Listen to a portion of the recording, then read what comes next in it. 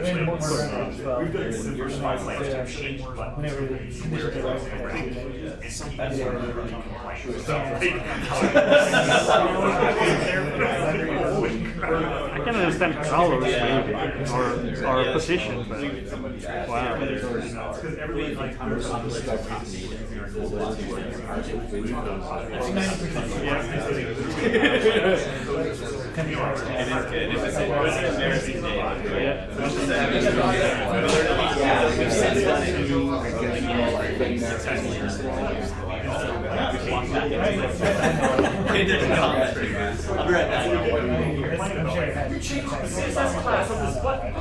Deal with it. yeah, like it's in our internal code, like doesn't matter. Yeah. The CSS class with this button thing. Wow. So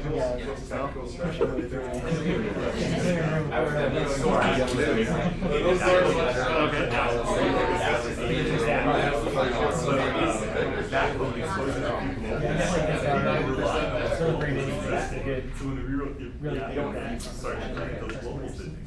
Need an answer, right? Right. our technology, like, wow. pretty much there's nothing you can text do. that. It's like You can have pre-built items, but it's not you really don't write code in your product. You're stuff asking is for defined. Right. I'm sure like other apps, like I don't know what's it like Atom lets you write plugins for, right? But I'm sure there's people who are using like parts of Atom and not supposed to like touch. Yeah. Right. It's got to be Sure do. Yeah.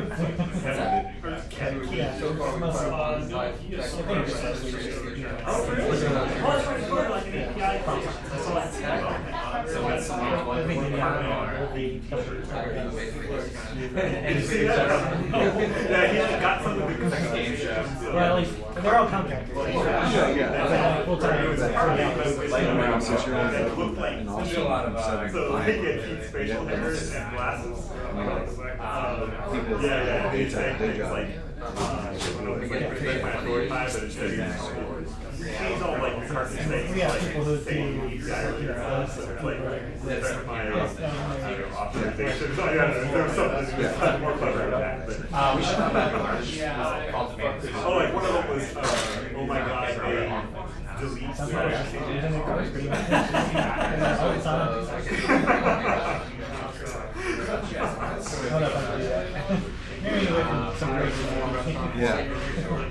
Of course, yeah, absolutely. Wait, were you doing PHP before? Or were you doing .NET. This is the first time I learned PHP. Oh, really?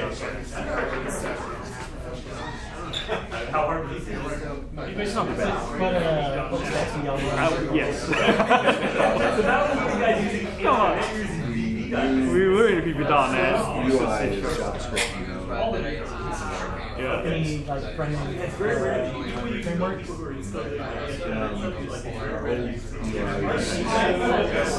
Wicked. It's not bad. It's real story.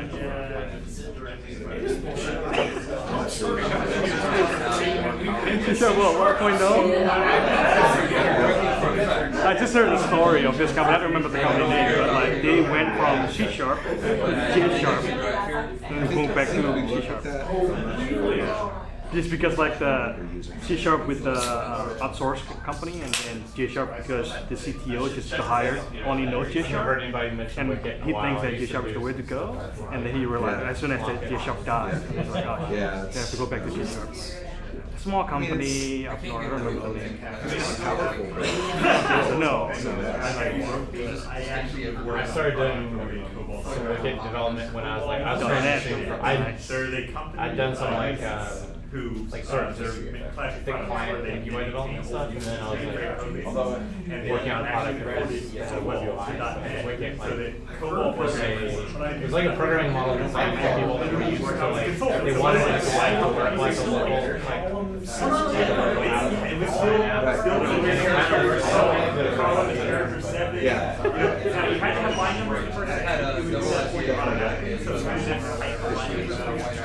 or I like for like conversation.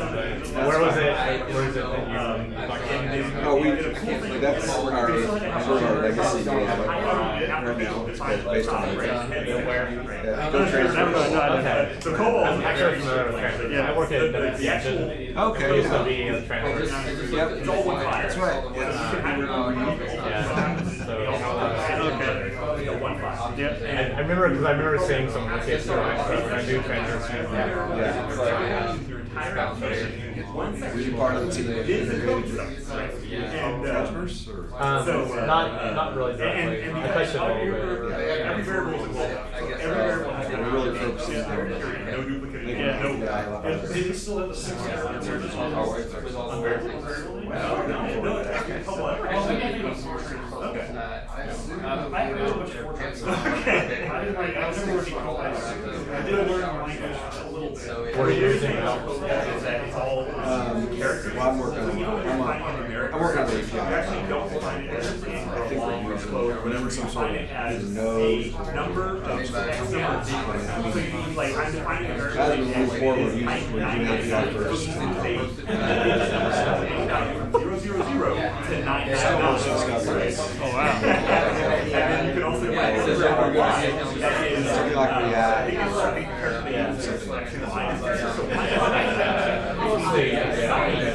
Like we transitioned to Right. Oh wow.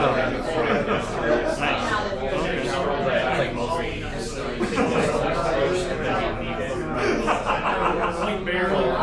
It was really like part of it.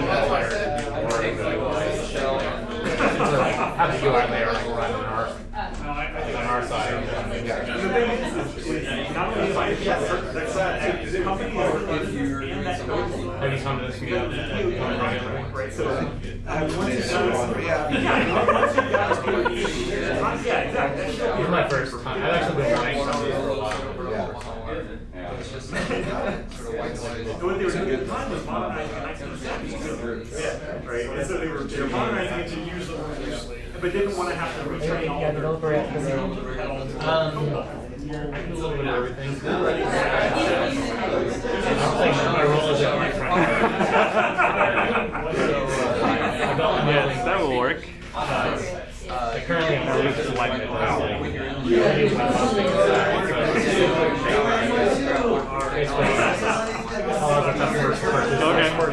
do that. Let's encrypt certificate, like a social certificate, manage the whole process. There's a lot of like orchestration between APIs and stuff. I worked for Favorite, which is a certificate renewal, I think last week. Where? At Favorite. Oh, okay. So we use WP. We purchased our shirts. Oh, really? Oh, so you guys use it? Okay, I hear he's going to be very hard on our business side, marketing side. I always love like running into it's fun because like we're doing systems are always like looking at what's like operational stuff that's going on. It's always fun to like take a peek at all the numbers and then just Yes, I have. I just didn't realize that. So what do you do there? I started as a full stack developer, but I had to do that can't. No, mostly internal. Taylor does like college and It's like the most recent downtime of 20 a little bit, so actually everything is mostly for our yeah. But as we move to microservices, mostly we're really we have a couple of Python next week. Some of our algorithm stuff is I don't want to choose these here. The majority of our services we're kind of like there's like PHP, there's a desire to move away from PHP for like everybody else works. But I do Okay, guys, find a beer and get started in the next couple of minutes. Okay, so yes, that's pretty neat too. That works too. Maybe I should try that first. Yeah. I don't think I can pull that off. That's your job from now on. All right. How are you guys doing this evening?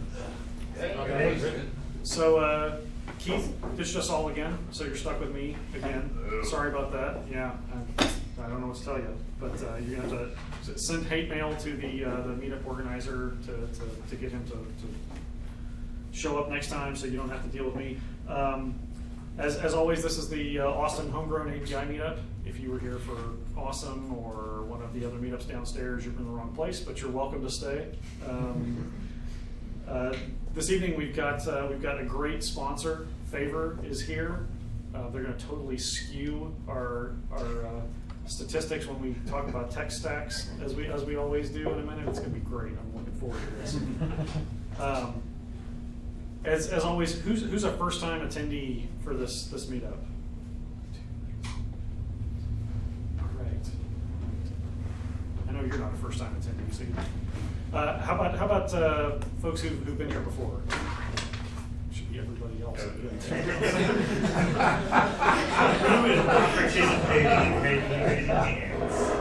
Counting you when you're not raising your hands is harder, so you're just helping me out. As always, if you're looking for other meetups and other tech events here in Austin, the ATX Tech Events Twitter account is a great one to follow. Keith maintains that, and so it kind of syndicates all of the other feeds that publish those kinds of events. And then the much less active Austin API Twitter feed. Actually, the meetup group is a better place to get in touch with us if you've got questions or ideas for us. Who here is building APIs? How about folks who are just using APIs? How about people who just live with people who are using APIs?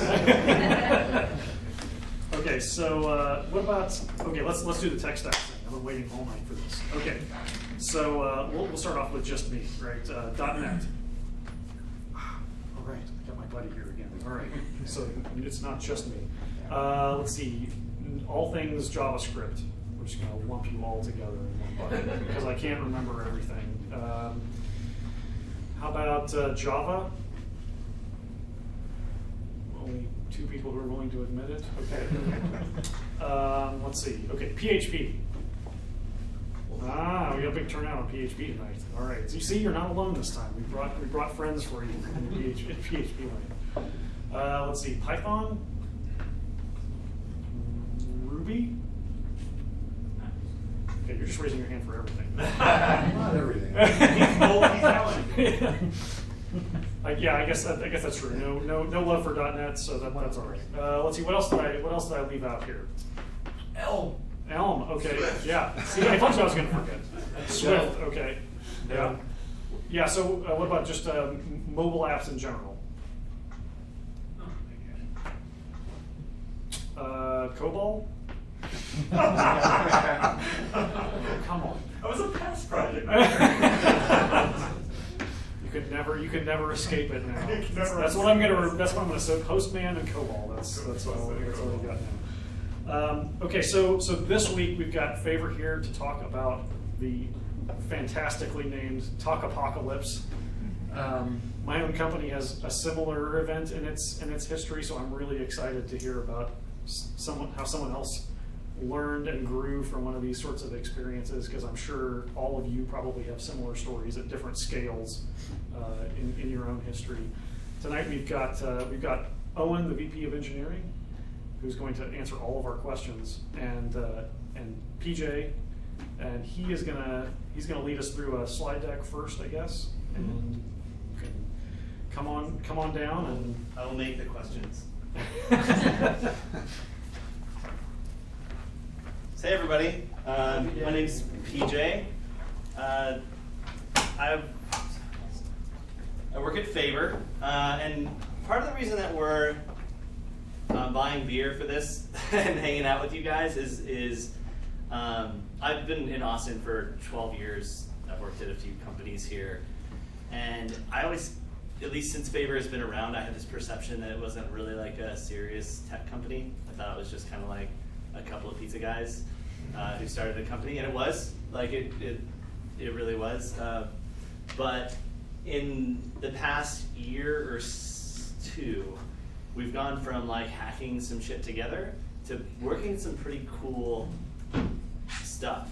like really meaty and interesting. It's like definitely the most interesting problem I've ever worked on, and so like it's just fun to talk about. And we haven't really talked about it much publicly, and so it's fun to just kind of come out and talk about it to you guys who solve other problems and like start to like talk to the Austin community like a lot of the other companies here do. So how many of you guys have used Favor ever here? Nobody who works for Favor, please. So by the way, if you just punch the person next to you, you have a 20% chance of punching somebody who works for Favor. So how many of you have used Favor? Yeah? Okay, so there's a couple people. And so what we do is we're basically a delivery service. You want some tacos, we bring you some tacos. That's kind of how it goes. So the company originally started actually by these like two guys who were pizza delivery guys who were like, why aren't we delivering everything instead of just delivering pizza? There's a bunch of like other companies in this space. Everybody kind of had the same idea at the same time. And these guys started the company here in Austin and just moved out of presentation mode, and yeah, they started the company here in Austin, and it's kind of grown up from here. So we're now in, depends on how you count cities, like if you count Tempe and Scottsdale as 1 or 2, I don't know. We're in either 14 or 19 markets, and we're doing thousands of deliveries a day. I can probably pull this up, but you'll see some screenshots. There's a couple hundred people running around Austin right now buying tacos for people. And the logistics that this takes to make this all work is crazy. It's actually super hard to get a person who doesn't work for you over here and a person who wants some tacos over here together, facilitate an exchange of money between them, and then like make everybody happy at the end of the day so that they do it again tomorrow. And so that's kind of from the product side of things. I'm a product manager, right? And so from the product side of things, that's like the super interesting challenge. And then from the tech side, there's some magic that happens that you guys will see. Now, my degree's in robotics. I do have a tech background. I built like 40 apps, shitty ones for sure, when the App Store first became a thing. So I do know enough to be dangerous, but Owen is here to be the actual authority. So if you ask a question, I will like first be startled because I'm afraid of all of you, and then I will answer it incorrectly, and then Owen will correct me, just so you know how this is all going to go. That's the daily routine. Yeah, that's basically how it goes. So this handsome young gentleman is Owen, years ago. Yes. And this other handsome beardless gentleman is me, who you see right now. Just moments ago, like I just took a selfie. So I'm gonna start talking about what we build. So Favor is at its core an app company, right? We make 2 apps on 2 platforms. So we have 4 app developers. Each one of them owns a thing, right? Android, the app that runners use to run favors. Android, the app that consumers use to consume favors, to order tacos. And then the iOS counterparts, right? And so if you look at these apps, there's this guy that's like, hey, do you want to clock in and make some money right now? Just run in Austin. Boom, go do it. And this is like, hey, do you want some Cilantro or Chick-fil-A or Fat Sal's or whatever? It's $3.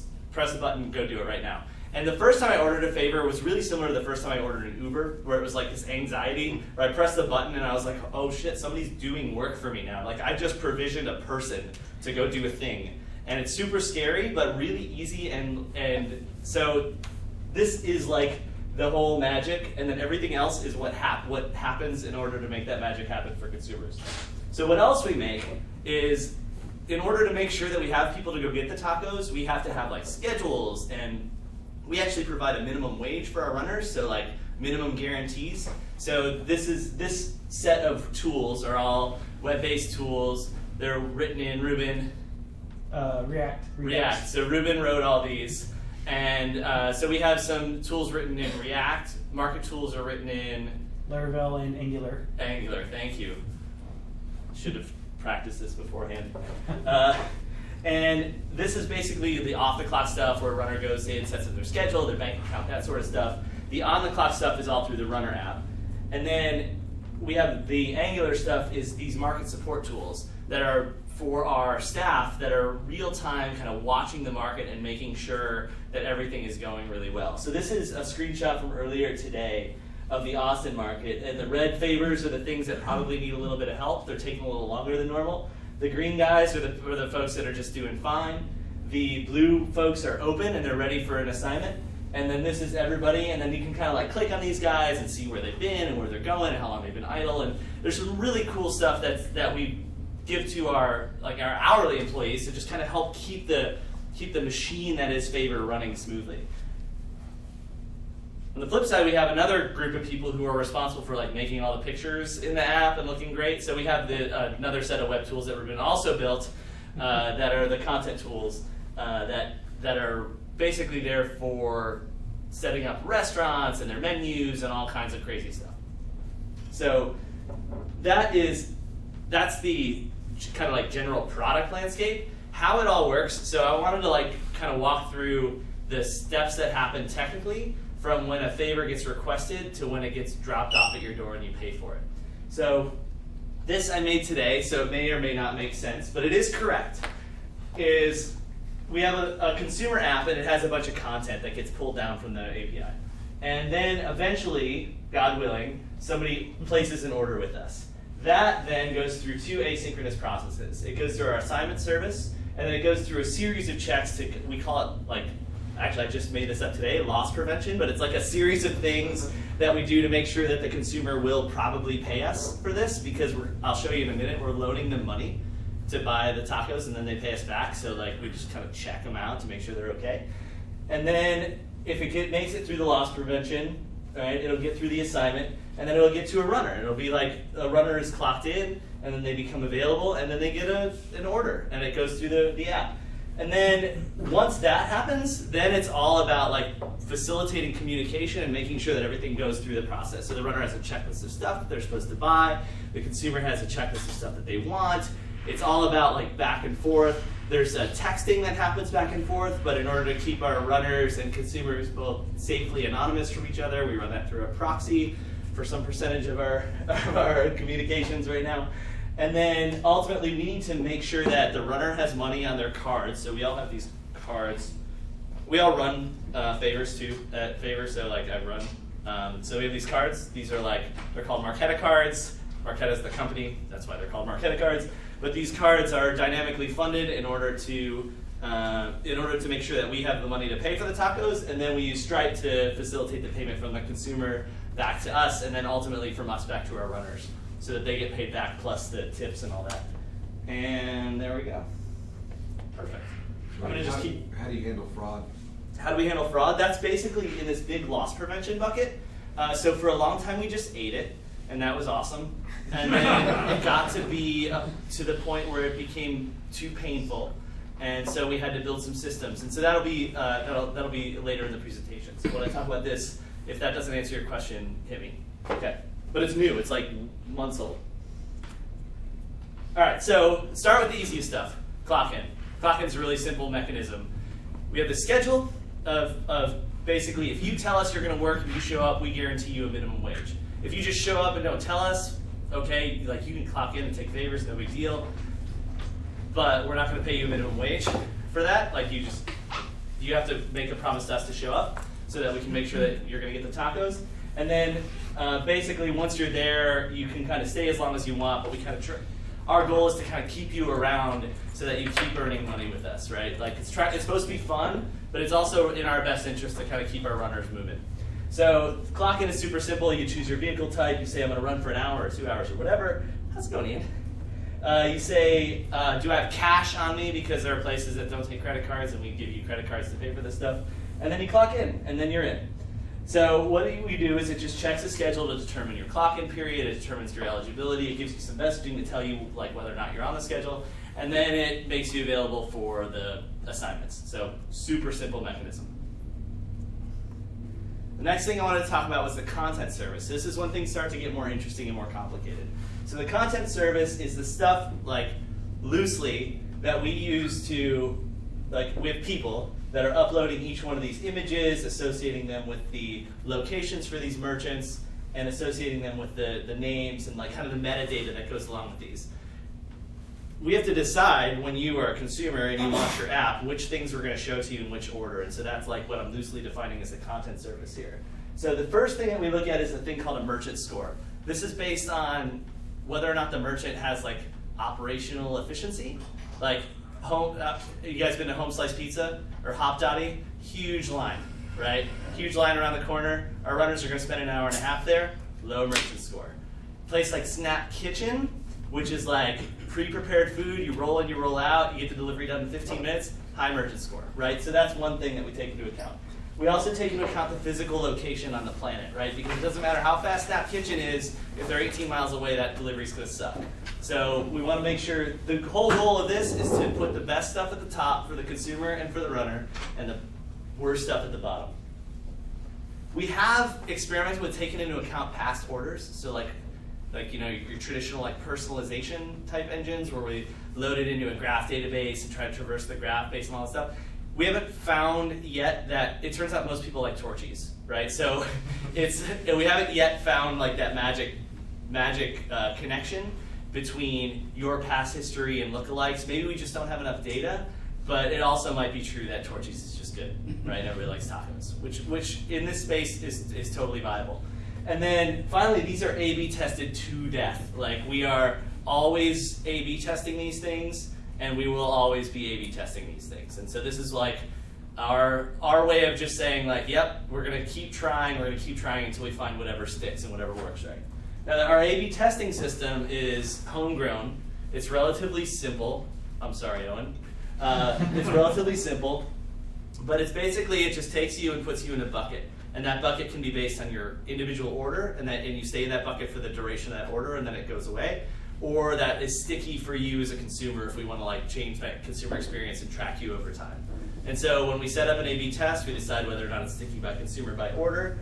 We have any number of variations, and then basically our test tracking is living in a Redshift for some custom offline analysis, but it's not anything, not anything like super crazy. It's basically like tagging you, okay, you're in test 22, variation 2, cool, we now have that association with you, and then we just track everything else that we normally track and then slice the data that way. What's Redshift? Redshift is it's our reporting database, and Owen, can you give a better answer for that? Yeah, it's AWS's Commerce-based database, and we use it for all of our sort of reporting. It's like a Vertica or any other Commerce-based storage. Okay. I know it because my queries come back real fast.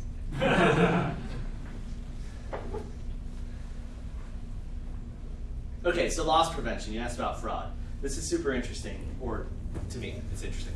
So we have this asynchronous set of processes that run offline, one of which was written by Ian, who's sitting right there. So there's a consumer pre-authorization to check whether or not the card is valid. So if you upload a card that doesn't have any money on it, we shouldn't go buy you tacos, right? So this is basically just, it's the simplest version that you can think of like, we're gonna check to see if there's a few dollars on that card. Now we're in this unique challenge where at the time that we accept the transaction, we have no idea how much it's gonna cost us. So it could be like we don't have structured enough data to say this is a $500 favor versus this is a $5 favor, so we just assume everything is a $5 favor at this point. That opens us up to a lot of risk, but it also makes our consumer experience like super cool. And so we've for a long time erred in the direction of being cool, and then kind of like caught it on the back end. But that's been our mantra to this point, which is like err in the direction of being cool.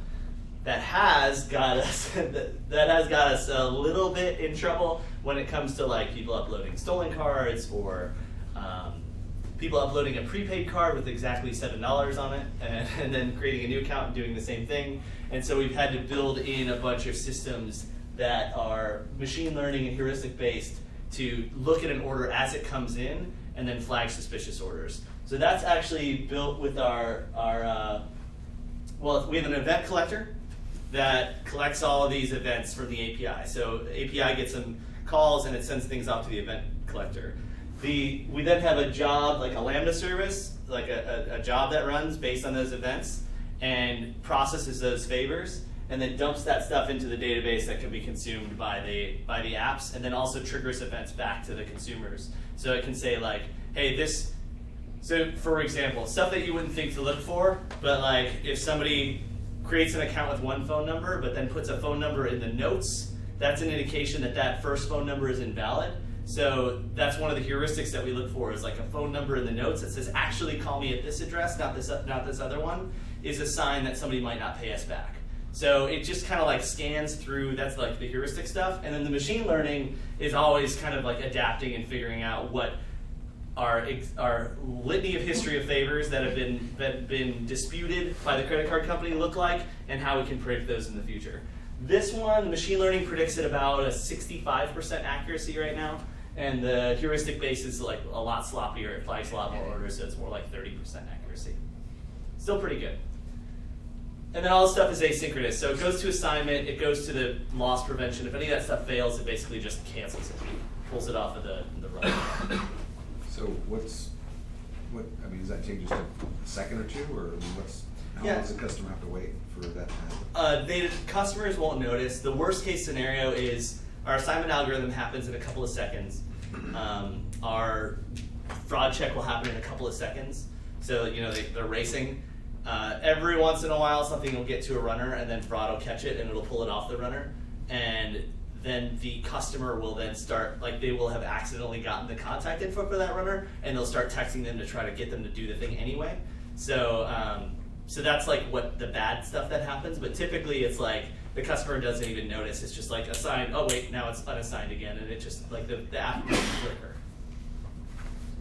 So is that all manual at that point, if it was accidentally picked up, like a false positive? It does enter a manual review queue, and so the review is really simple. It's like yes or no, and then what we do is we have a customer support team that's responsible for reviewing these things, and they work off of Zendesk. So we create a Zendesk ticket with all of the relevant information about the reasons that we flagged this order, and then they're able to investigate it really quickly. And the false positives are generally pretty obvious. And so the team's gotten pretty good at just they're 3 minutes is their review time usually. So it takes your order from 38 minutes to 41 minutes. Tacos are still warm though. Yeah. So you allow prepaid cards still, or you haven't made a decision on whether or not to? We do, just because we have lots. I hate to repeat it, but err in the direction of being cool was kind of our mantra, and so we don't want to block a legitimate customer. Right. We will take 5 bad customers on and try to filter them out, but it's really bad to block a legitimate person, somebody who's honest and good and just has a prepaid card. Are you aware of privacy.com, the service where you can pretty much generate a credit card to use one time? I'm not, but that sounds like a really good way to fraud us. That's an absolutely great test. I'm curious if there's a way to look that up to detect that service and say just don't accept privacy.com, because for the most part people are just using it for one-off burners. No, that sounds like a good thing to check into though. Now we have noticed that a lot of credit cards burner cell phone numbers, like text only numbers or whatever. Yeah, those do tend to lead us into fraud land. So we've got a way to. I know services like Lyft and Uber stop allowing. Yeah, it's such a weird line. For the longest time we were let fraud happen, and then it just hurt. Yeah. And so we had to make it not hurt for a little while. But I would much rather just I'm so impressed with the way that people fraud us that I just want to hire them. Seriously, it's so clever. Some of the runner customer fraud together is just amazing. Man, that is just way harder than just making money. You could have just got tacos. But they say to make tops $5-10 per fraud, right? So don't they just they're doing a lot of work. They have to create a new account. It's impressive. It's impressive. Like I said, but they do it so smart that you can't help but be yeah, that's cool. I like that. All right, I'm quitting my job. I found a new. Yeah. if you walk away with anything, the best thing to do to make money is to figure out a way to fraud favor. So I think the most interesting and the meaty service that we provide is the assignment service. So assignment service is it's pretty clever. It takes into an order, it fills in all the data for the order. So imagine the promise of favor is you can really type anything. You can type anything. You can say, go get my keys at this bar where I left them. You can say this restaurant that we've never heard of. you can say like, go to Walmart and buy me some diapers, right? Which I actually asked somebody to go to Walgreens and buy me some diapers the other day. I don't have kids, I just thought it was weird. And so like you can really do that. We don't have like an army of content people that are always filling the database with stuff. And because of the way that our data is structured, we have to kind of resolve this stuff in real time because we'll never have everything. And so we have to, first of all, like resolve the missing information. I put these out in the wrong order. Then we like score the favor. And we just, it's based on like whether or not the runner is going to make any money. So if you're a shitty tipper, I hate to break it to you, we penalize you for that. Like if you constantly tip our runner shitty, we're going to assign your favor a little less quickly than if you're like cool, right? No offense. If you're a bad tipper, no offense. But yeah, so we'll look at like the expected value of the favor, whether or not it's good. And it's funny, the reason I work at Favor is because I think it's a really cool job for people.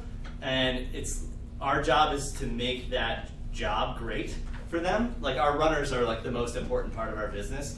And so anything that we can do to make them a few extra dollars an hour is like really meaningful. So we try to pull as many levers as we can to make sure that our runners are well taken care of, right? That's kind of what makes us a little bit different than the other places and what makes me like happy to work there.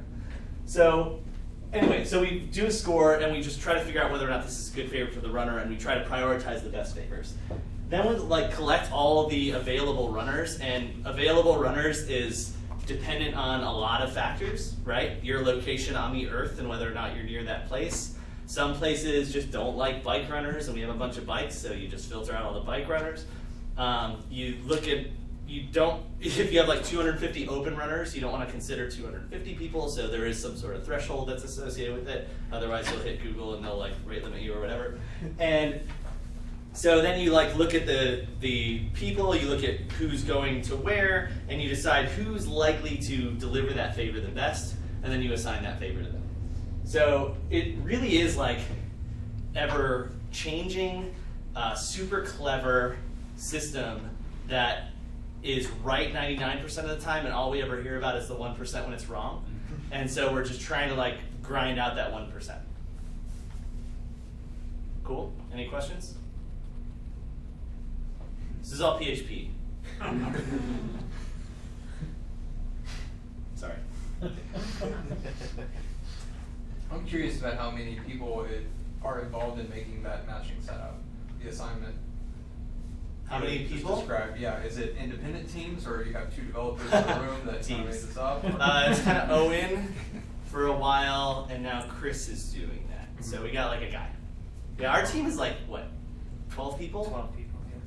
So. And by our team, you're talking about the company overhead, or are you talking about talking about the engineering team as a whole. The engineering team as a whole. Like we have 12 engineers employed at Favor. Yeah. Wow. So I was imagining a much bigger team. We're very impressive. So when you assign, and it's like most likely to get the favor done, does that also take into account like delivery, like what the ratings of the people that are delivering the favors are? Oh, the runner ratings? Yeah, the runner, yeah. No, it doesn't today. Okay. It basically like assumes that every runner is trying to do their best and that they're going to be as fast as possible and that they're going to be the smartest possible version of themselves, and then it makes a decision based on that. Yeah, there's a lot of things that we need to add to it. I mean, one of the things we have right now is if you are a scheduled person compared to someone that just comes on that wasn't on the scheduled people get higher priority and are sorted heavier. But there's all different types of what the best runner is, and like we just A/B test through all that. So a good example, right? So this guy right up here, I don't know who this is, but if I were looking at this map right now, I click them and I see their name. What they're doing is either they were good-naturedly up at the edge of our zone, or they're chilling out up there collecting the minimum wage because we have a maximum drive distance that they can possibly go to get to a location. And that's what, 7.5 miles in Austin, something like that, right? So they're like, if they're basically limiting their possible favors to about there. And they're going to be super slow. So we have to kind of like watch for those guys and like, hey, you want to drive where there's people actually needing stuff instead of just hanging out? But that sort of stuff would be like that guy has to we have to solve that problem operationally today. And what that means is just like people asking other people for favors, like not favors like the company, but favors like, hey, will you drive this place? So would the company contact that rider and say, suggest that he move, or yeah, would you, we can manually assign people. So basically, what happens is they just usually assign them to some favor and make them do it. Yep. So then they go back into an area where there's more favors, Okay. and then they get put into it, and then. right. So I was like with ride sharing driving, Mm-hmm. you don't, the company's not doing that. You have to sort of figure out where to go. Yep. So yeah, that's a nice. Most of the time, the orders will pull you in the right direction. It's just these like outliers, like right on the edge, that you have to watch out for. So this is pretty cool. This is so Andrew built this screen, and if you haven't used Favor before, like I'll give you guys a code or whatever at the end of this so you can use Favor. But this is like awesome iOS animations, and then it also like a lot of pretty heavy API work. So runner progresses the favor through the stages. So the favor is just a state machine. I'm here, I'm at the store, I enter the price, blah blah blah. So the runner is like manually progressing that at like through their app, and then the consumer is kind of seeing updates. So they're getting push notifications, they're getting just kind of general updates. So and so is at the store, so and so will be there soon.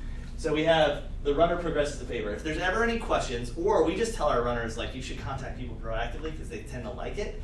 Is there's a text messaging back and forth. So most of the time when you get assigned a runner, they'll text you, hey, it's PJ with Favor, I'm on my way. We even have shortcuts in our runner app so that you can build these texts, like, and they usually have emojis and like when you see people tweeting about Favor, they tend to tweet out funny stuff that their runner has sent them, right? Our runners are really funny. So this communication back and forth is through just text messaging. It's been SMS or MMS or just whatever's on the phone for a really long time. We've recently moved to a Twilio-based like a proxy, so that we can anonymize those communications, so that when you're running, you're not just getting your runner's phone number, which is the way it was before. So like I could have just texted my runner like later, you know, hey, what you up to? Still working? So that's like generally in the interest of the safety of our runners and our customers and all that stuff. So we have that where we're like spinning up phone numbers and then tearing them down shortly after the favor's done. And then the event collector comes into play here. So that was the same event collector that was working on our loss prevention. Also processes the status changes from the API and then generates this ETA that we provide the customers right here. So that ETA is based on just drive time. You get it when the runner leaves the store. It's pretty simple. It updates every few minutes, like if you're changing your location often. And then that'll usually wiggle by a couple of minutes, but it'll at least let you know whether or not you can go to the bathroom. Yeah. I know you've been drilled on this probably a ton of times. What was the decision not to show like a map-based update of where the driver is? Couple of reasons, and I'll share it in this room, and you guys have to be cool and not share this outside this room. One, we will sometimes give a runner 2 favors. So they will actually drive a little bit further away from your house before they drive toward your house. That's totally cool. It's like we have lots of restrictions on that to make sure the food quality doesn't suffer, but that would lead to a lot of anxiety on the customer side, like, oh no, they're lost. The second thing is like when we talk to our customers, it's all been just about like, when are they gonna get there, right? And so the map thing leads to a lot of transparency, but it also leads to a lot of problems. The runner's lost. So our runner's lost, that's like if you ever run favors, like I run favors sometimes, it's super anxious, right? Like you're really trying to do your best, and if you're trying to make your way to this house and you're lost, the last thing you need is the customer just bitching at you because you're lost, right? So the goal was to give them enough information, but not too much information. Now, that said, we're playing around with like what it looks like on a map and whether or not it's a better version of the service or not. But no, it's a great question. And you're right, I do get asked it a lot, but not enough. Another thing I can add to that is when people give you a map with the driver on it, they're most likely lying to you. Like, those black cars running. Whoa. Oh yeah, those are all fake. Oh, unfair. Yeah. Like, we could do the same thing. We could show a fake car on a fake map and make a fake route. I've noticed the same thing with Eat Out In. Like it'll show the because it does show the car as it goes around. But like, you'll see the car make irrational jumps. Like, unless he was going like 200 miles an hour, there's no way he got from there to there. Well, and the fact of the matter is, like, some of our runners, like, when their battery's low, they'll kill the app, right? And we just won't be getting location updates in the background. And so they'll kill the app, and so it'll look like your runner's still at the store. So it will probably lead to more anxiety than it will solve. But this is all just like the product person saying, I don't want to build it. It's not really like our customers saying that they don't want it. Yeah. Cool map. Purely technology question, what map do you use? Like, is it Google Maps, Apple Maps? We use Google Maps for our API calls. So our API hits Google Maps. When we're rendering maps in the apps, we use whatever is easier because we're just kind of rendering a map. And runners have a choice. Yeah, and then exactly, runners can, in their settings, set Google Maps, Apple Maps, or Waze. Oh, really? Right. And do you have any idea what the pricing model is on that? Like, for you guys as favor, like, do you pay like a per render fee to those companies, or do you have some kind of bulk agreement? We don't have any bulk agreement on the client side for rendering. We just like load it up. On the server side, there's API. Like we have restrictions on the number of times we can hit the Google Maps API. All right. But I don't know what the pricing is. If I'm mistaken, I think rendering like on a client is free. Yeah, the rendering on the client. For what I meant by render was actually API calls. Yeah. Sorry. It's a wheelbarrow full of money to Google. Yeah. They've earned it, man. That's hard. Hard technology to build. Uber's spending $500 million to build their own mapping technology. That's crazy, right? Like, because Google's not good enough for some reason. So, Eric here built our just-in-time funding system. So this is the thing that puts money on that card that I showed you that lets me as the runner pay on your behalf, and then you pay us back later. This is super cool. So we used to use a company called Pex. We moved to a company called Marqeta. And they effectively do the same thing, it's just we believe that Marqeta does it a lot better. So what happens is runner swipes the card at the merchant. So the runner is blissfully unaware that any of this stuff is happening. Marqeta is like the payment processor, so they get a request from the merchant. Marqeta hits our API and says, this is cool, right? And they give us all the information that we can get. Favor approves a transaction based on the merchant, the runner, so we know which cards were assigned to which runner. We know whether or not that runner has a favor assigned to them right at that time. We look at the amount, and if the amount is exorbitantly large, we decline it and require like a manual approval process. We look at the merchant status. So this is more like, are they card not present? And if it's a restaurant, we'll like let it through, but we don't let a purchase through Amazon go through because we don't want a runner just like buying shit on Amazon in between favors, right? And these people, these are not employees; these are independent contractors, and so we don't put a lot of rails on them, like from a policy perspective, because like one, we're legally obligated not to do that, and two, it's just not very cool. We just kind of like make sure that they're encouraged down the right technical path to make the right choices on our behalf. And then the coolest part about this actually in the experience is that it sends a silent push notification of the apps, and there's a stage in the app is like, what's the price? And when you swipe the card and you open your app, it just updates. It's really cool.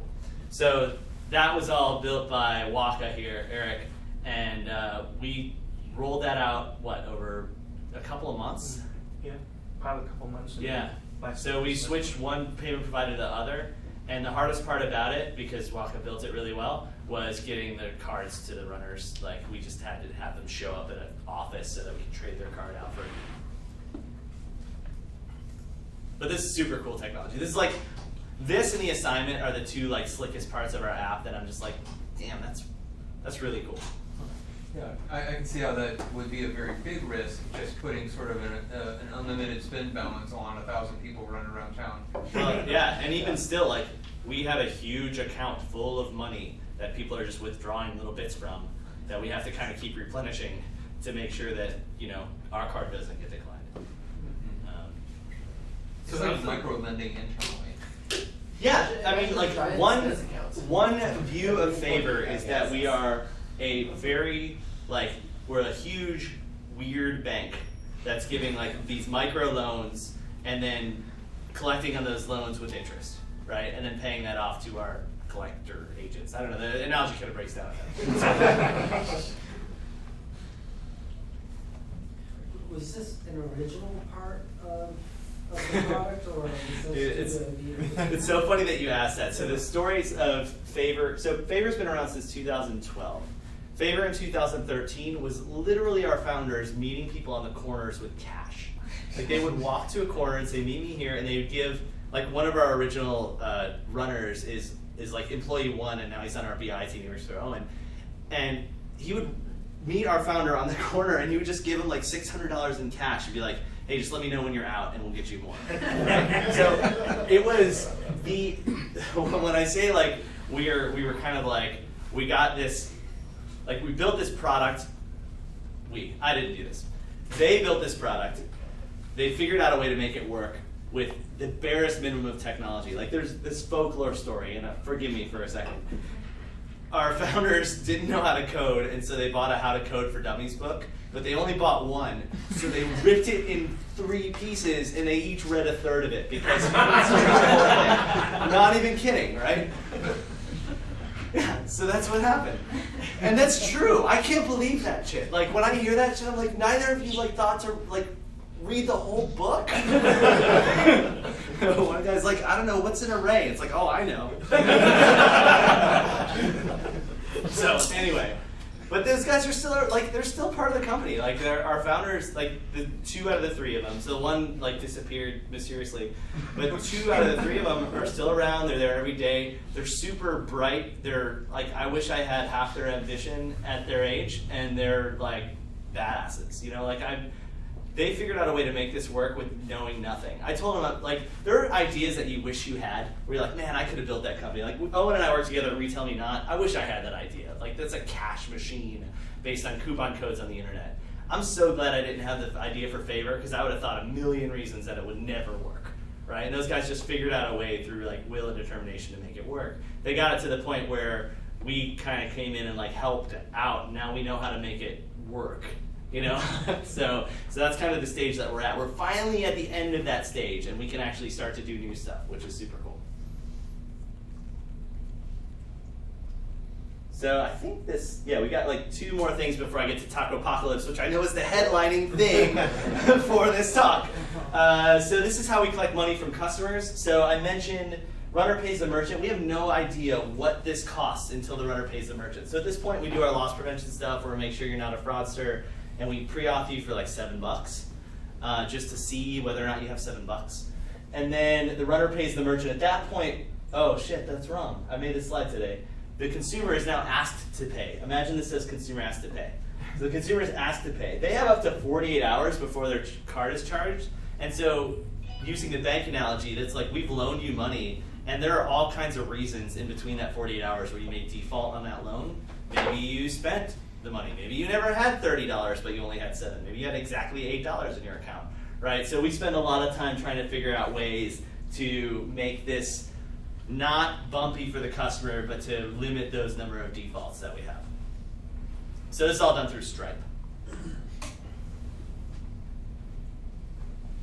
And then lastly, this is all like the health monitoring stuff. So all this stuff is monitored and alerted almost too much. I mean, like probably just the right amount. Maybe it just breaks too much. But we have everything that's on the AWS servers is auto-scaled. So it's auto-scaled based on either CPU usage or network utilization. And you'll see in Tacopacolypse why that may or may not have been a great idea. AWS cloud monitoring triggers emails to the team. So like we know that everything's going to auto-scale, so that these alerts typically aren't like super mission critical, but we kind of need to know about them. And so those just trigger emails to the team, the cloud monitoring. The application metrics, so we look at things like whether or not we've gotten any signups in the last 10 minutes, whether or not we've gotten any orders placed. When that shit hits the fan, that's bad news. So that sends out a PagerDuty alert and kind of like makes the whole, like wakes everybody up at midnight. And that's what PagerDuty comes in. It's like kind of our real-time alerting system, and somebody's always on PagerDuty. Cool? Yeah? How often does that happen? PagerDuty alerts? Daily, yeah. No, not anymore. It wasn't. Come on. Depends on how far back you look. Yeah, how far back? Like we were. I mean, it was daily for last year. Probably now like once a month maybe. Yeah, and then a bunch of false alarms, right? Also false alarms. We have a lot of, we monitor Stripe and Marqeta heavily to determine when they're out, because that affects us big time, and we are able to catch their outages before they do. We're always emailing them before they even know. Yeah. Which is pretty funny.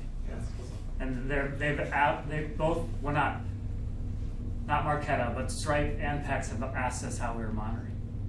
And they wanted us to send emails to their support team. No, we can't do that. Even today, our product owner for Runner was like, Eric is legendary in their office for submitting tickets and getting them on their toes for their payment options and how their bugs affect us.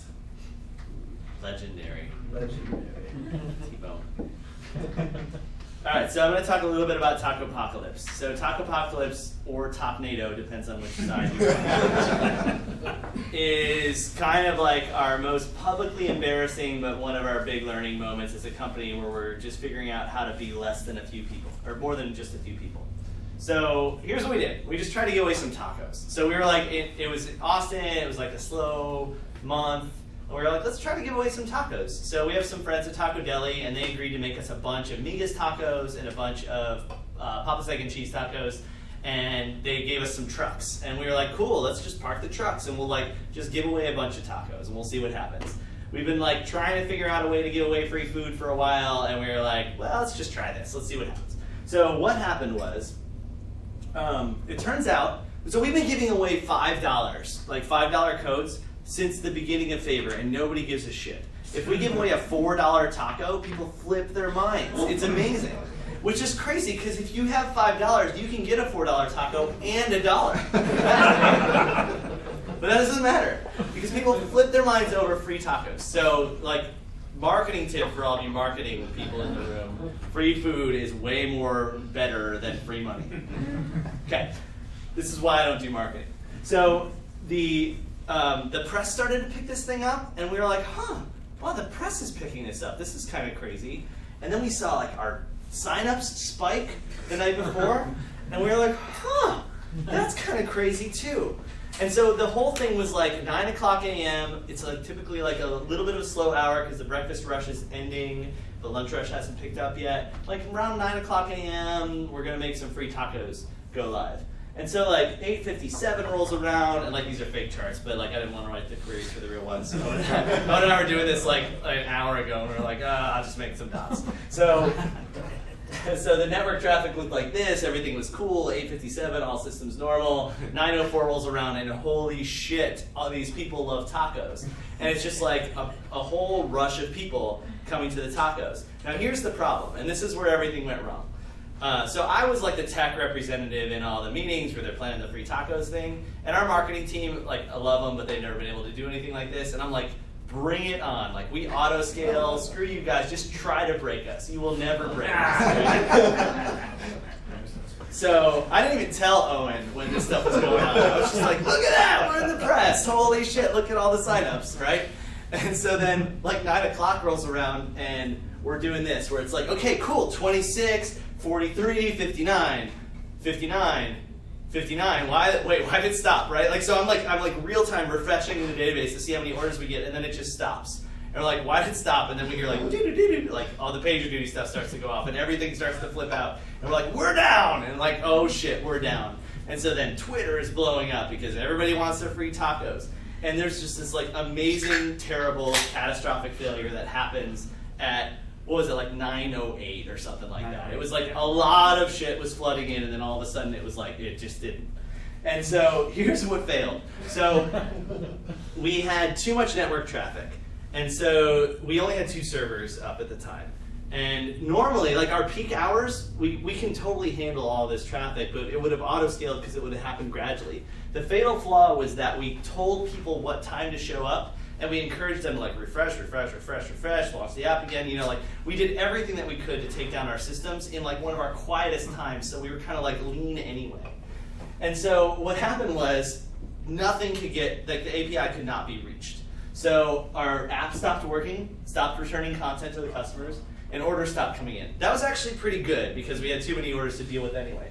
The big problem was both our assignment and our clock-in service failed at the same time.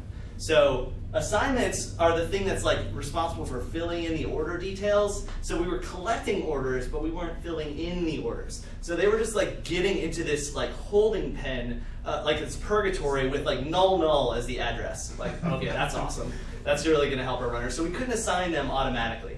But even if we could assign them automatically, it didn't matter because our assignment service was reachable. So the best part was it was right at 9, right, that we did this. We also told all our runners to clock in at 9.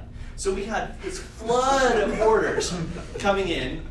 And runners are like, they're not like super punctual, so it's like 9:03, and they're going to clock in. It's like, oh shit, I can't clock in. I guess I'm gonna go back to bed. So we have piles of orders and nobody to run them and no way to assign them. And they just start piling up and we're just watching it. So once we get back online, we're watching it and it's just like, this is terrible, right? Like, I panicked. So what do we do? Like, so this is like our runner queue. So the map view that I showed you, this is like the list view, the same thing, right? So this was taken today in Austin, and you can see like most of the time we have, like, so we had 93 runners on. This is probably when we were in that meeting with Jack, 4:30? Yeah. So it's about 4:30. We had 93 runners on, we had 112 favors. We had 3 in overflow, so 3 that were waiting for assignment, but they'd only been there 1 minute. We had 1 in it's complicated, which means there's something about the order that we're confused about and that needs to be manually Someone assigned. put in like, go to a gas station or go to a convenience store. Right. We don't know which one to go to. Yeah, so we'll have those that will be like manually resolved and assigned by people. This is what it looked like the day of the Tacopacolypse. So this is like, notice these like open runners with nothing happening over here, and just a shit ton of free Taco Deli orders over there, and just like so many of them. And yeah. So who had the time to take that screenshot? Check that one. I think I did, but it was only as I was running out the door, because what we did was we ran. Like we actually this was kind of the coolest thing about this experience was how we reacted as a company. We're like, of the 65 or 70 people that we have in the Austin office, 40 of us got off our ass and put on our stupid blue t-shirt and went and got some tacos and just started slinging tacos. And we just kind of figured it out. And it was what's that? Including me? No, this is my moment, right? This is me, and I have 5 taco orders assigned to me right there. 5er is like legendary. I don't usually do a 5er. Some of us can handle a 5er. This is our other product guy. What's that? I showed up on my electric skateboard. I couldn't do anything. Yeah, that's right. I just showed up. So this is our other product guy. He was delivering tacos. It was actually like this super fun, terrible experience where we all like, and like I'm getting texts from our customers, from our 5 customers, and our CEO who's like, what the fuck happened? So it was not like a super fun day in the moment, but looking back on it, it was one of those experiences that kind of like helped us like appreciate each other as a team. And I'm sorry again, Owen, that I didn't tell you. So here's what we learned. 1, some marketing promotions actually work. Who knew? I didn't know that, but they do. And this was like legit. This worked. Like this was exactly what was supposed to happen, except 10 times more, and we failed. Right? Like the joke was like our marketing team was kind of bumbling for a little while, but they've really got their shit together, and they threw us like a perfect pass, and we just like dropped it. It was terrible. So that was a bummer. 1, NJOPS needs to know, Owen needs to know, the first sign of a massive increase in traffic, because it before it happens, like not like as it's happening, like not, oh shit, 59, where did the orders go? And then, so this is like stupid logistical communication crap. This almost has nothing to do with the technology. In fact, we've done this 4 more times since then, and we just scaled up ahead of time, and everything just worked great. It was flawless. It was like such a stupid little thing where we forgot that we're more than just a few people, and we forgot that we have to say things out loud in order for everybody to know what's going on. So that, like, I feel like that's the lamest lesson to have at an API meetup, but it's like, I don't know, maybe like when you see something and it's kind of weird, maybe tell everyone in earshot, I think, is the way to avoid the Tacopacolypse. So that's it. What questions do you guys have about what we do, how we did it, what happened? I'm a little ignorant about how to scale up on purpose like that. So, so when you say you scaled up ahead of time, you just what does that look like? The issue that happened during that day was we got over, I think it was 15 or 18 times the amount of sessions we usually get in a matter of 1 minute. Mm-hmm. So basically our servers were flooded network-wise, so there's no way to tell the scaling gods, I guess, to scale up, and we couldn't do it until we did it manually. So now, like, when we know we're going to get a rush, when marketing says at 11 o'clock you have to order tacos while supplies last, like, we'll scale our servers from X amount to X plus amount. Usually during a day we scale up and down, but it's so gradual that it's very easy. We don't get hammered in that fast. So that was the technical breakdown that we had. Was we had so many people come so quickly that both our network cards were basically flooded, right? And we couldn't do anything. The analogy that I used was we got punched in the face, and people are like, well, why didn't you call 911? It's like, because we got punched in the face. Like, you don't have time while the punch is coming at you to call 911. It's going to be a while. Like, it's like they could have been here in 6 minutes. Like, yeah, but I would have still been punched in the face. Yeah, so the kind of the same system that was handling the orders is the system that would put out the request for backup. Yes. Yeah. Yeah. That's how AWS kind of works. We were getting punched with ourselves. It's monitoring. Yeah. It's monitoring in the instances, and the instances are telling it that, hey, I'm at this level. You need to scale. And unfortunately, the instances couldn't tell anybody because it was locked. Yeah. And this took you down globally, right? Someone just in Austin Oh probably. yeah. Yeah. Nobody can clock it in Boston either. Yeah. This was just a like 12-minute outage until we got everything back online. And so that's even the best part is, like, at least people in Austin, like, may or may not have known about the free taco thing, but, like, people in Denver don't give a shit whether tacos in Austin. Yeah, so we ended up, like, sending out 1 million codes the next day, like, to, but not 1 million, but like a bunch. Everybody who tried to log into the app, like everybody who we could think that maybe wanted to get something and didn't, we sent them a code and said sorry. You tell them this code is good enough for one taco. Exactly. It's not just money. It's Please space out your orders over time, people. Take it easy. Money. Yeah. So that was the remediation, though, was to manually scale up, and then things kind of returned to state. Yeah, once we got to the level that we knew the traffic we had, like, everything was fine. Okay. Yeah, like I said, it was like 12 minutes to get back to where we needed to be. It was 12 minutes of, like, me, the first 5 minutes, me telling everyone to shut up, stop bothering me. Like, PJ stopped calling me, and then I figured out, okay, this is what we need to do, and then we just did it. And that's, I feel like, a really accurate depiction.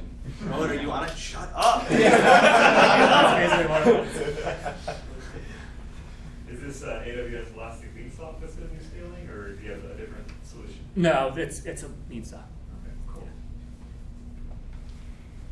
As an app dev, I feel terrible because my app failed on, like, when the server fails, the app should fail gracefully, and at this point, it just showed, like, lights spinning death. And I feel like I need to cache everything, I need to promote, like, a confidence in the consumer when they're trying to order this kind of thing. Even in the worst situation, you can't reach our servers. There's no way to place an order.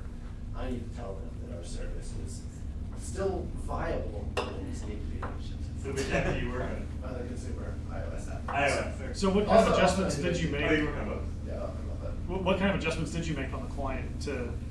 On the client, we bombed just like they did. Like, Well, right. Since then, have you guys made adjustments to how those kinds of we for this particular situation is amazing. This is amazing. It's kind of thing like asteroid hitting the Earth. So it's not something we're like, okay, let's plan for this to happen again because this is going to happen again real soon. But that said, we definitely want to make the kind of thing where like we rely more on cash. We always want to show the consumer something they can buy, even if when they press buy, they like it. We don't want to tell them they want it and then have it not be delivered. We want to give them a reasonable estimate. And we've been working with API with delivering these kind of messages. So like whenever you place place a favor, that kind of information that comes back with that favor is purely API driven. The app doesn't say anything. It just says, hey, you either have to wait 5 minutes, or we have an A/B test that says like either pay more money or you wait longer, or like stuff like that. It's like we want to make sure that everything that comes back to the client is usable. But the situation with this bug about was that the API is unreachable. That's the kind of thing where you need to like bring marketing into your app. Be like, when the API is unreachable, you have to give a message, and that's a hard thing to do. Our message was. And that's the thing. Like, you have to make sure that you handle Tacopacolypse in the app, in the client side, which is very hard to do. It's the kind of thing that every client-side developer is like, I never want to do that. I never want to be in charge of that verbiage. You know, you want to be in charge of that copy. Like, who wants to be in charge of that copy that says you can't do that? So, I mean, maybe put that in that. Maybe put that copy into the server side that comes down on upload. So when that actually does happen, you're on point. The thing I'm interested in is if you, after you have this, really sort of disastrous thing that just brought the whole system down, which is kind of like a meteor hitting the earth. I mean, like, yeah. I mean, I don't think anyone in the software business would hold you responsible for something like that. But what did you kind of look through, especially the back-end code, because that's where I tend to work. I mean, and say, well, are there other things that maybe aren't as bad as this that also might have like caused us all kinds of problems? I mean, have you experimented with load testing or anything like that in the aftermath of this? Yeah, so we are such a small team that to invest in the load testing that will be like the load that we get, we haven't done that. So these last 4 things that we've done, I've actually done load testing in production, which is not the best thing. But like I have varied the amount of servers and things to handle the load that we expect, and then I'm doing my baseline from that. Sure. So it's a little dangerous, but like it's the ROI on it's a lot better than creating a whole system to do it. For sure. I mean, I think where I work, we also have a challenging environment to reproduce sort of reasonable production traffic, and so I mean it's something that's been very challenging for us as well. To be able to simulate what happens when suddenly servers get so loaded that they start returning 504s and things like that. Like my last company, it took like 5 or 6 engineers to build something that did millions and millions of requests. It took them so long that we just don't have the time to do that right now. So I kind of roll the dice and do it in production, which is fun.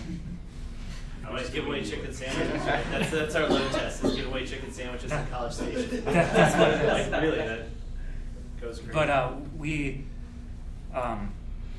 what those tests have shown is there's a lot of inefficient queries. That's where a lot of our problems are, and we've probably found like 10 or 11 and fixed all of them. So like we are running at a pretty large database. We were running between 60 and 70% at these times, and now we're down to like 25. So like it's really helped out a ton. What's your main app database? MySQL, RDS. We have Redis as our caching layer. So I have a question for, I guess, you. Your client-side apps, are they both native, so like Objective-C on iOS and Java on Android, or do you use a cross-compiler? Pure native. Nice. We enjoy the control of it. It's the very initial app written for Favor was Sencha Touch. Oh my God! I feel sorry for you. I know. I didn't hear that when I finally showed up at Favor. I was like expecting a disaster of an iOS app, but I showed up and it was decent. It was decent. Wait, was it Sencha Touch or was it decent? Because you can't do both. Exactly. Exactly. No, it was Objective-C, and it was decent. Android, I can't say so much. So are you able to reuse any code at all between the 2 apps, or is it completely, separate code bases? It's separate code bases, but I sit 4 feet from everybody who writes the apps. And so we talk a lot about how we handle the model, how we handle the parsing of the stuff that comes back from the server, how we're trying to push API to do awesome stuff for us. And we just, we work together very closely. It's cool. So what was the decision, obviously this is probably like a legacy decision, but when you started off with the app, what was the choice for server-side code as far as the language goes? Was it, you chose obviously PHP, so was it Ruby, you had Ruby and Node.js also, was that just because you knew PHP? I asked Owen the exact same question today. So the legacy code is all PHP, and then we, in probably the last maybe, I don't know, 10 months ago, we started to do service oriented, and right now we really choose the tech stack that we think is going to solve the problem. So we have PHP services, we have Node services, we have Scala services, and we have Python services. It all depends on what technology fits what we're trying to solve. My idea of that, the reason why I do that is because you're an engineer, you should be able to learn in languages, any language. So like, and I think engineers want to learn any language. I think it's good for them, so. Personally speaking, I guess, selfishly speaking, I'm bouncing between, I know JavaScript really well, but between Ruby and PHP, I started off learning Ruby and then I jumped to JavaScript, really dove into that, and it seems like in the job market, PHP and Ruby are like neck and neck between like a full stack developer that just knows all JavaScript. Yeah. So when that crossing the road goes where you have to commit your time to get a return on investment, like what, from your personal experience, what do you think would be? I'm more of I would go down the PHP road than a Ruby road. Is there a reason behind that besides bias? Personal. Yeah. Yeah. I do not like Ruby. That's what I hear. I'm gonna be completely honest. But the Ruby people say the same thing. So. Yeah. It's a personal preference. Sure. If I had to do everything again, like it wouldn't be in Ruby or PHP. I love Python and Scala. Those are my two languages that I really like, and I think you can do a lot of damage with those. So are you relying solely on on Amazon to do all the scaling and kind of orchestrating between all those services? Yes. Okay. Yeah. Do you mind filling me in on what structures in Scala you're using, and what problems you decided it was the best tool for? So there are a couple of them. One is there's three. Sorry. One is PJ mentioned the event collector. That is a Scala Akka actor-based system that basically listens for any event from any of the APIs or apps, and it basically takes that event asynchronously, throws it to these actors, and these actors know that it's this event, and they act on it. One is they put it into an archive system, and then we use heavily Kinesis streaming, where it puts it into the stream, and then we have Scala jobs that read the stream and then act on it and do what we want to do with it. So that Scala jobs are written in Lambda.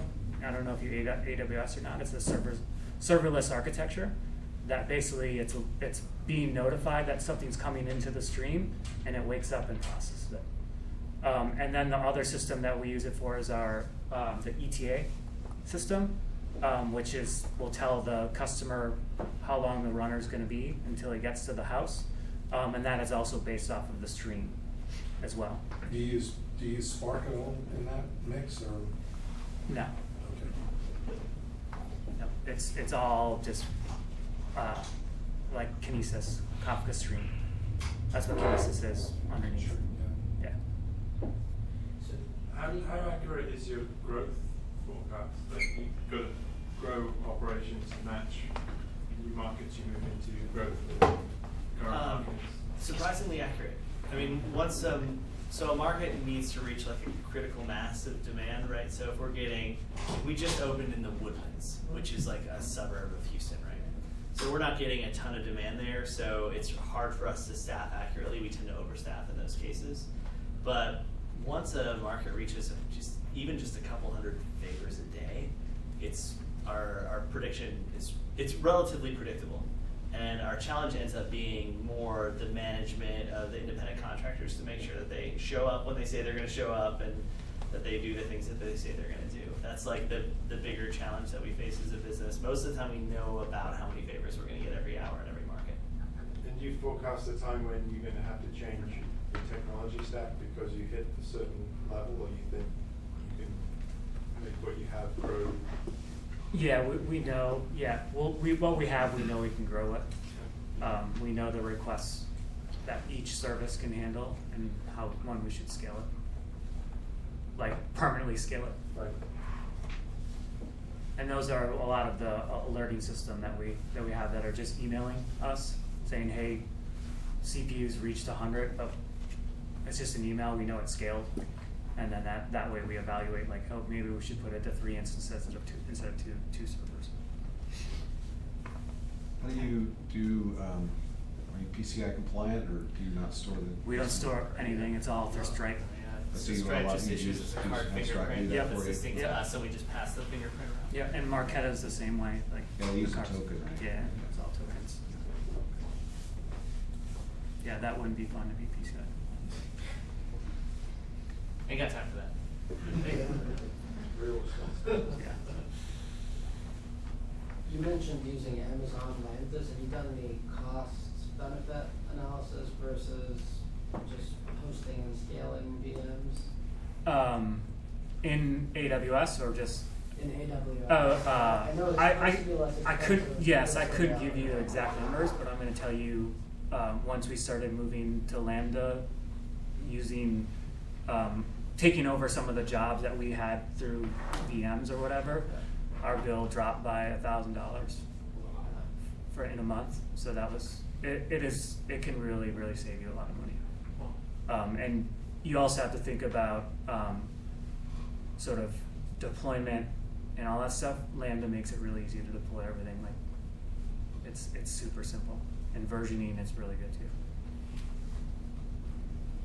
This may go without saying, but all these services that you have, are they REST? Are they WebSockets? They're all REST. We do have some WebSocket stuff, but we use Pusher to push a bunch of things to us. So. Not familiar with that. Is that a third-party service? Yeah. But we have something for our new product that's coming out that is going to be our own sort of WebSocket system. Are you using a library like Socket.io or anything in front of that, or? Yeah.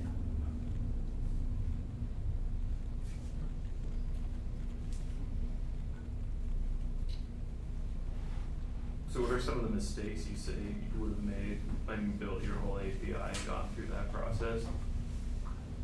What are some of the mistakes? Yeah, like mistakes that you think you incurred.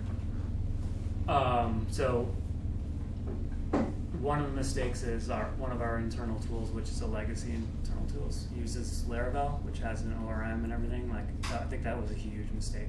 Mm-hmm. I mean, at the time, I know why it was used because it's fast to develop, but like now it's just this big eyesore and nobody wants to work in it. And every query that it produces is like the most unimaginable pile of crap query that you could see. And it's been like that's been a big one. And then I think this is common with any startup, is like the churn of people that went through the legacy API. You can see all the different patterns that kind of went through it. So that was kind of, a mistake that was made in the beginning. When you say went through, you mean like developed on it? Or? Yeah. Okay. Yeah, like as one engineer comes in and they're like, "Well, we should do it this way," and then another engineer comes in, "Nope, I'm going to do it this way," and then another one comes in, so it's just that in the beginning it was a lot of different people going through. So plus you had had a standardized process. Yeah. Plus you had a founder that just read a book. Yeah. And like the A best third part, of the book. a third of the book. The best part about it, I think it was like an English book or something like that. So in the customer name, instead of first name, last name, it's forename and surname. Just like, what the hell is this? Where did this book come from? That's awesome.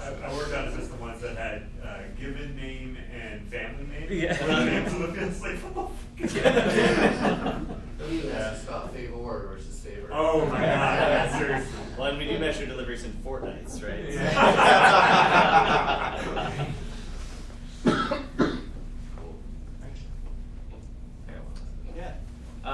So that was a great set of questions. And to segue into that, my question is: are you guys dealing with any technical debt from your original code that you're like, API specifically? The back-end code is, there are tech debt in terms of the code itself. We have a lot of tech debt in, as you can imagine, in sort of infrastructure stuff, like just doing it properly, like using proper users for the database connections, like all these kind of things are just, there's a lot of that all over the place, which it's been a challenge because we are growing very fast and we need to meet business requirements. So it's been 90%, 10% tech debt, 10% tech debt, 90% going forward. And now we're kind of leveling off where we're going 70-30, where I feel more comfortable with. So we're working through it, but it's been a challenge for sure. Say we're not tech profitable yet. Yes, we're not tech profitable. But there's also there's times when we are moving away from this legacy API, which eventually will just be this dumb API router that will route to all these services. So at times we're just like, well, what is this really worth fixing? Because we're really doing it new over here anyways with this new feature or functionality. And that eventually is just going to go away. So it's give and take, and we evaluate each time.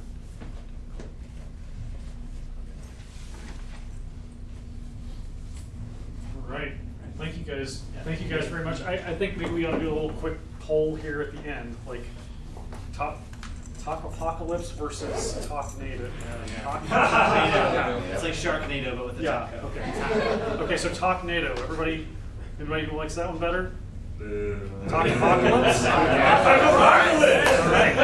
So say we all. Let it be spoken. There will never be a question. It's a nice stinger at the end. All right, so real quick before we break up here, I'm probably try to do this real fast instead of the normal format, so we actually have some time to hang out and chat with these guys. Who's hiring? Okay, so real quick, stand up and give a description. Who are you looking for? What do you need them to do? So start over here. WP Engine, and you're just gonna have to check our website to see the exact thing. We are hiring engineers, that's for sure. And I'm really sorry I didn't check the thing before because I could have won an internal prize. They're really looking for good leads. So, I mean, if the recruiting guy was saying, "Oh, give us some phone numbers and you'll win a prize," but since you're on your own to go check out the website, I can't tell you. Well, go give this guy your phone number so later. Well, you guys host favordelivery.com, so that'd be good. Okay. Yeah, so I work with a company called Honest Dollar. We were recently bought out by Goldman Sachs.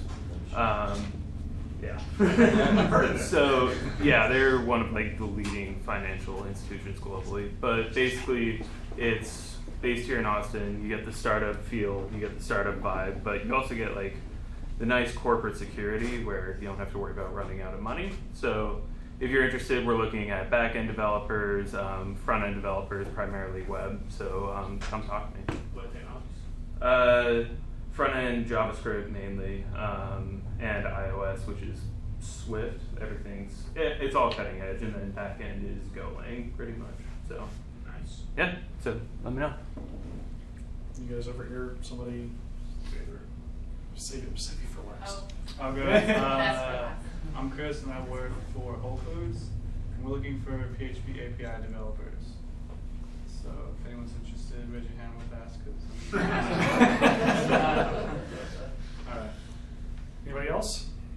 Okay. Well, last but certainly not least, we've got our sponsors for this evening. Favor, thank you very much for the beer and sodas and a great presentation. Were they favored here? We might have to ask more or less, yeah. I was wondering. I thought you could deliver it. I was hoping he'd be wearing the blue shirt, but my shirt's blue. All right, so tell us who you guys are looking for. Yeah, so Favor's hiring, looking for engineers. As you heard, back-end infrastructure, need some help. So back-end guys, but engineering in general. general. We always want to talk to people, trying to grow the team. 12 strong, not enough. We need like 24 strong, so we'll take some more. Is your entire engineering staff here in Austin, or? Yes. Yep. And we're headquartered here in Austin, so we're about 100 strong actually at the headquarters office here in Austin. We have a badass office. And with badass office. Yeah, so looking for more engineers always, and then check out the career side, we're looking for some other stuff too, but you guys seem to be the engineering crowd, so. And then this guy, any technical questions you have, definitely hit him up here at the end, and I have business cards if anybody's interested. Where in Austin? 17th and Quad. So like right in the food zone there next to campus, yeah. Okay, so now the flip side of that, who's looking for work? Okay, stand up, introduce yourself, and tell us what kind of job you're looking for. I'm Richard Booth. I'm, as I said earlier, basically a full stack engineer in JavaScript primarily. I'm always looking to expand my knowledge on everything. And I'm looking for front, back, whatever stack really. I'm pretty proficient. I like to think of myself as language or framework agnostic when it comes to JavaScript. So I've dealt with React, Angular, the whole breadth of the major ones. Backbone's not particularly my favorite, but I'll also ingest that as well. So yeah, that's basically it. Awesome, thanks. I'm Garrett. I'm looking for a senior engineer position. .NET Stack. I do Angular on the front end, JavaScript. Hi, I'm Caleb Smith. I'm a product manager. I love working with great engineers, and I'm available to start soon. Caleb Smith. Who are you with? Caleb Smith. He's got a slogan. Anybody else? Okay, well, drink beer, have fun. Thank you very much, Favor. You guys are great. Yeah.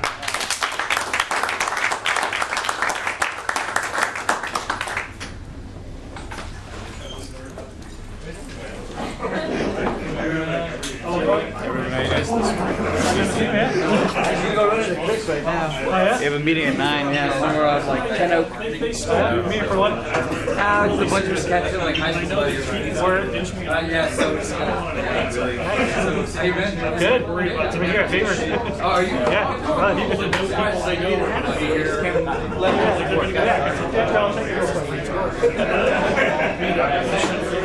I see you sneak in. I didn't see you. That was great. That was and the stuff is really I don't think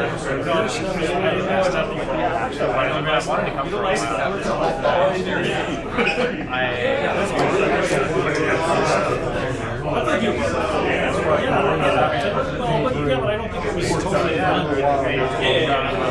we just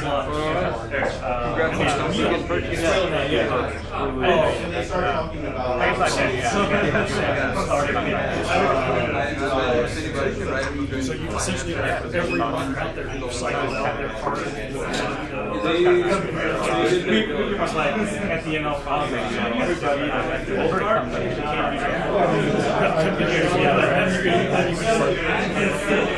the tracking is really interesting. I actually was wondering about that. I was tempted to speak up and say, like, we do some and it sucks that it confuses people. We wish we could take it back, now we just it seems like a great idea until you shoot. Yeah, I've got this thing. It's like I count my direction and you're like, oh shit. Right, exactly. It's like there's one good can come from this. It's just going to get scary. It sounds like it's the resources you have. All you know is a couch where your tacos are on the way. You got the ceiling. That's really good. That's coming back again. Yeah,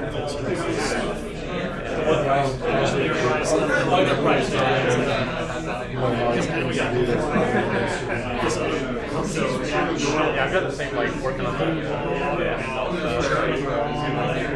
space for a while. Make it so that there aren't any major problems. And so we don't get like a lot of we don't have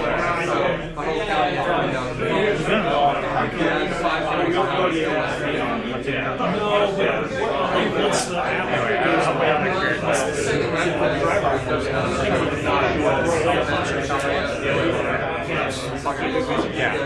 I'll have to figure out. Totally it's always, yeah, it's always fun. It's hard to know. This is like you've got this narrative that this guy took this path.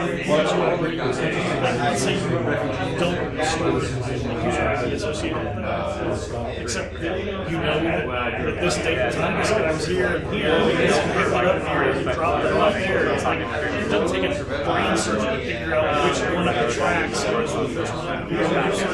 So how anonymous is it? Sounds like Such a shame, because I'm such a yeah, there's certain things that like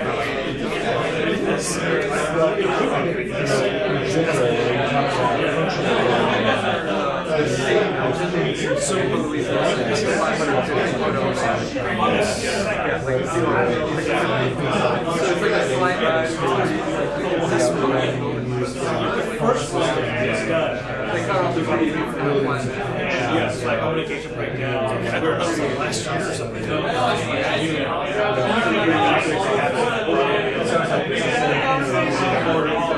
That's such an interesting skew problem because if we were accustomed to this sort of, sort of cycle, I'm sure we've got spikes, but I'm sure they're much more subtle than when you tell a million people to work your side. It's not great, it's not the number. Yeah, right.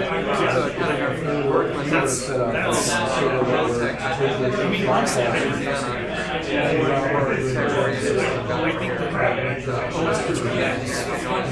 it's really safe. You can go off and spend forever trying to solve this problem. When really it's like, working since email engineering and merging it through yes, we solve the problem. Because the rest of it, that's fantastic. That's magic right there. At least it means that checks out their scale out.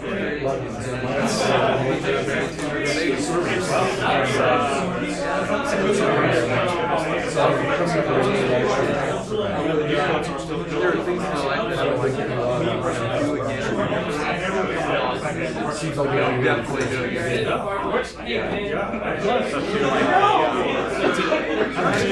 guess I don't know if I don't really do the transition to someone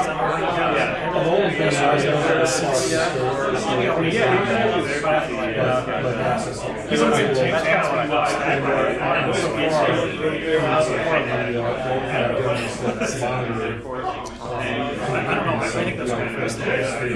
Always like I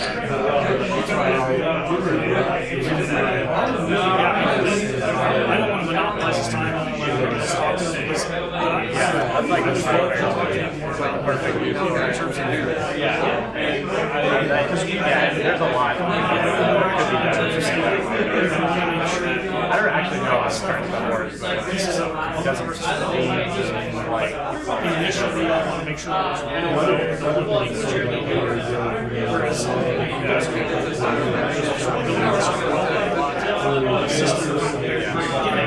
which has some real data to discover when things don't break have something where it's like coming into some just doesn't track the belly or if it's like practice for learning and it makes it maybe go into like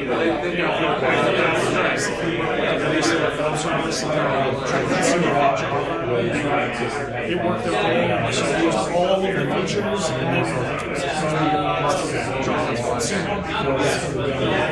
extension standards. I think like this just what you're watching that stuff. They getting back and looking at how like talking about the what do they do when it's something how they at a high level. 6 months building it. Like we have a idea of building whatever. And turns out and then talk about like how it just figure out how to make this work. You can't just go back. I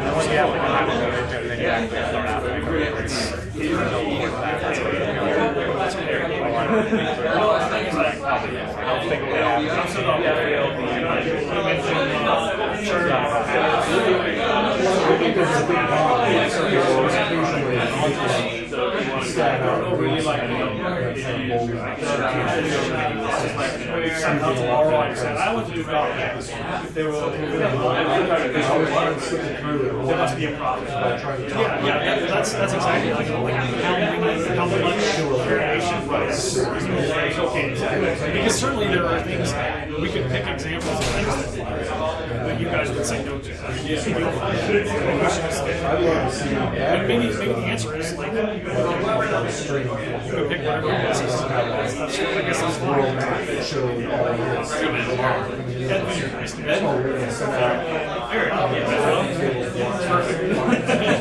We just got a new Eric in our office. It was gonna call it day. Like if when you get on, it's like here.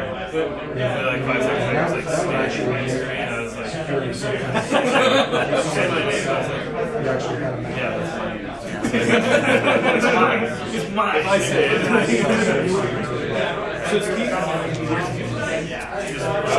Just contract. Oh, cool. Yeah, he'll be back. There's a cost. Yeah, there's just not.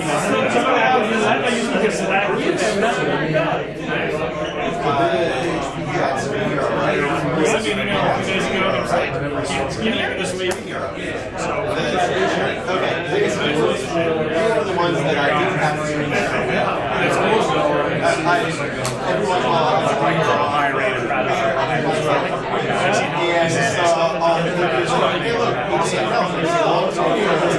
I'm not going to hide. Secret sauce. Yeah,